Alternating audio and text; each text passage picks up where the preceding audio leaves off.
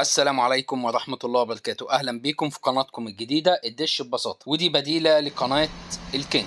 اليوم هنجمع طبق 70 سنتي بكل بساطة، ودي كل محتويات الكرتونة البولر والقاعدة بتاع الطبق، والكيس ده فيه المسامير بتاعة الطبق اللي هنجمع بيها، والفلانشة بتاعة العدسة. وده كده الطبق معانا وكل محتوياته، وهنبتدي نجمع في الطبق. أول حاجة هنجمع البولر بتاع الطبق، وهنجيب الأربع مسامير الصغيرين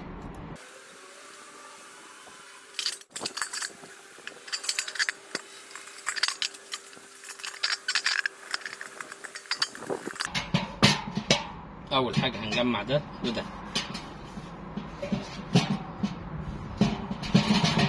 وبعد كده هنجمع ده،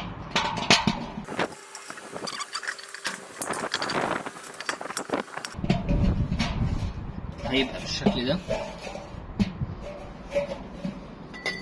بعد كده هنجيب الماسورة بتاعت العدسة والجزء الطويل ده اللي بيبقى في الطبق،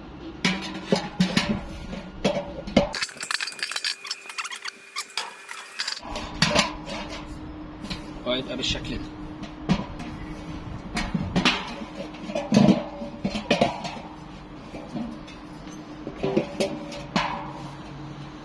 وهنا هنحط العدسة ونجمعها هنا.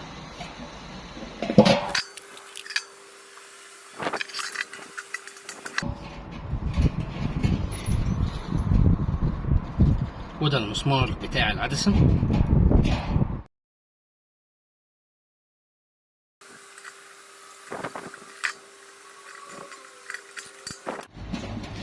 وكده جمعنا العدسة،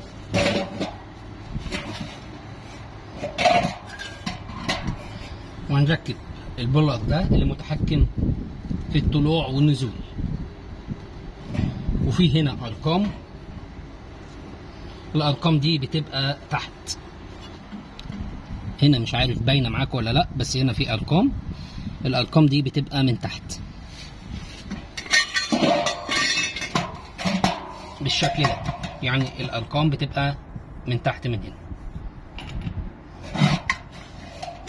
ودايما المسامير بركبها من ناحية اليمين مش من ناحية الشمال، ده لو أنا مش أشول. لو أشول أركبها من ناحية الشمال عشان وأنا بربط المسمار تبقى سهلة معايا.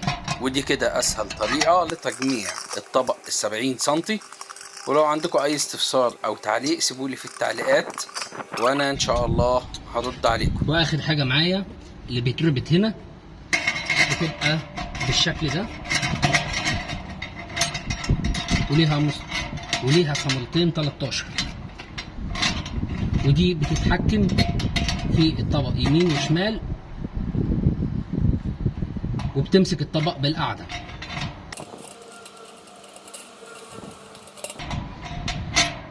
وكده الطبق اتجمع معايا. واخر حاجة في تجميع الطبق نجمع الستاند بتاع الطبق. وتجميع الستاند بيبقى على حسب هيركب على الارض او على الحائط.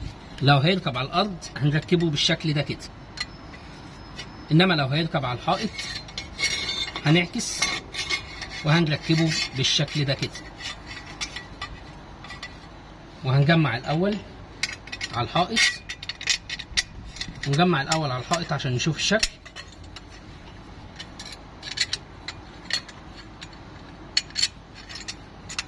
يبقى بالشكل ده.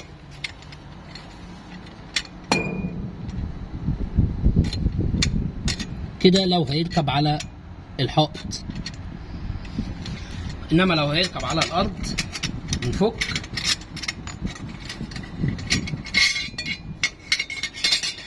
ويبقى بالشكل ده.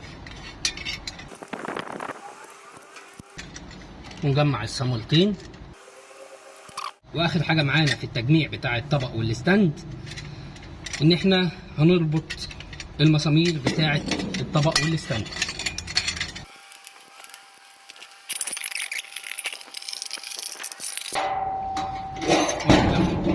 وهنجمع المسمار ده.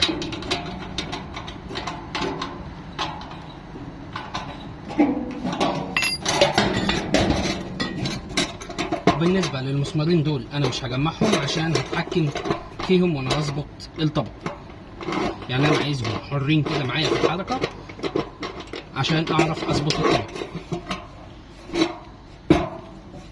واخر حاجه المسمار ده هجمع عليه شويه وبرضو ما جمعش للاخر اللي ماسك العدسه عشان اقدر احرك العدسه يمين وشمال. وكده يبقى جمعنا الطبق بالطريقه الصحيحه. وفي اخر الفيديو لو عجبكم الفيديو ما تنسوش تدوسوا لايك وتشتركوا في القناه وتفعلوا زر الجرس على الكل عشان يجيلكوا كل فيديوهاتي. ولو عندكم اي استفسار اكتبوا لي في التعليقات وانا هرد عليكم. ولو في اي طبق عايزين تركبوه قولوا لي عليه وهنركبه سوا. وفي اخر الفيديو ما تنسوش الصلاه على النبي.